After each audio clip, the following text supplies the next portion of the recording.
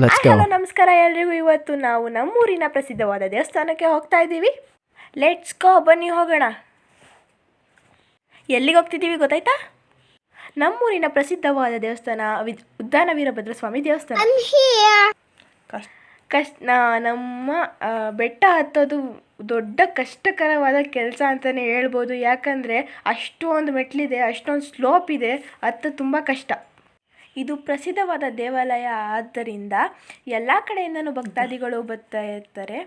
ಹಾಗಾಗಿ ಇಲ್ಲಿ ತುಂಬ ಕೋತಿಗಳು ಇರುತ್ತದೆ. ಅದಕ್ಕೆ ಹುಷಾರಾಗಿ ಹೋಗೋರೆಲ್ಲ ಹುಷಾರಾಗಿ ನೋಡ್ಕೊಂಡು ಹೋಗಿ. ಈ ವಿಷಯನ ಯಾಕೆ ಹೇಳಿದೆ ಅಂದರೆ, ನಮ್ಮ ಅಪ್ಪನ ಕೈಯಲ್ಲಿದ್ದ ಪೂಜೆ ಸಾಮಗ್ರಿಗಳನ್ನ ಕೋತಿ ಬಂದು ಕಿತ್ಕೊಳ್ಳೋಕ್ಕೆ ಪ್ರಯತ್ನ ಮಾಡ್ತು. ಹಾಗಾಗಿ ನೀವು ಹುಷಾರಾಗಿರಿ ಅಂತ ಎಚ್ಚರಿಸೋಕೆ ಇದನ್ನು ಹೇಳಿದೆ.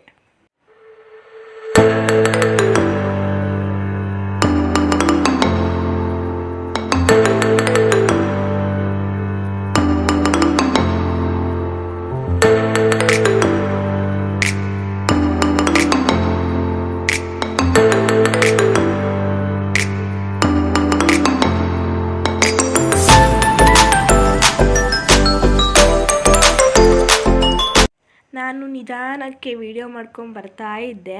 ಆದರೆ ನಮ್ಮಪ್ಪ ಬೇಗ ಬಾ ಅಂತ ಕರೆದ್ರು, ಟೈಮ್ ಆಗೋಗುತ್ತೆ ಅಂತ. ಈಗ ಕೋತಿ ಬರುತ್ತೆ ನೋಡಿ, ಕಿತ್ಕೊಳ್ತು. ನಂಗೆ ಭಯ ಆಗೋಯ್ತು ಫುಲ್ಲು, ಅದಕ್ಕೆ ತೋರಿಸ್ಲಿಲ್ಲ ವಿಡಿಯೋನ. ದೇವಸ್ಥಾನದೊಳಗೆ ಬಂದು ಅಲ್ಲಿ ಒಂದು ತೂಗು ಎಲೆ ಇಕ್ಕಿದ್ರು, ದೇವರನ್ನ ಕುಣಿಸಿ ಅದ್ರ ಮೇಲೆ. ಏನು ಮಾಡಿದ್ರು ಅಂದರೆ, ನನ್ನ ತಂಗಿ ಮತ್ತು ನಮ್ಮಮ್ಮ ಇಬ್ಬರು ತೂಗ್ತಾಯಿದ್ರು, ನಾನು ವಿಡಿಯೋ ಮಾಡಿಕೊಂಡೆ. ನೆಕ್ಸ್ಟು ನೋಡಿ ತೂಗ್ತಾರೀಗ. ದೇವರು ಎಷ್ಟು ಚೆನ್ನಾಗಿ ಅಲಂಕಾರ ಮಾಡಿದರು ಅಂದರೆ ತುಂಬ ಚೆನ್ನಾಗಿ ಅಲಂಕಾರ ಮಾಡಿದರು.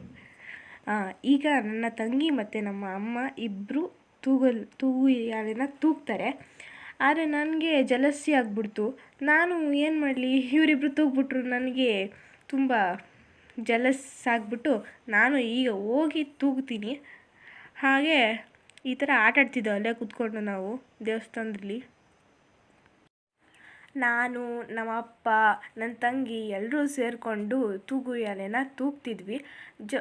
ಕೊನೆಗೆ ವೀರಭದ್ರ ಸ್ವಾಮಿಗೆ ಹೂವಿನ ಅಲಂಕಾರ ಮುಗಿಯುತ್ತೆ, ಮಹಾಮಂಗಳಾರತಿ, ಅಷ್ಟೋತ್ತರ ಪಠಣ ಎಲ್ಲ ಮುಗಿಯುತ್ತೆ.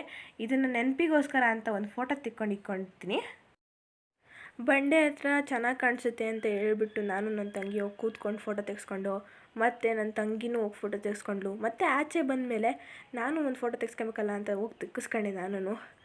ಆಮೇಲೆ ಅಲ್ಲಿ ಇನ್ನೊಂದು ಬಂಡೆ ಇತ್ತು, ಅಲ್ಲಿ ಕೃಷ್ಣ ರಾಧನ ಥರ ನಿಂತ್ಕೊಂಡು ಫುಲ್ಲು ಫೋಟೋ ತೆಗೆಸ್ಕೊಂಡು ಜೋಶಲ್ಲಿ. ಆಮೇಲೆ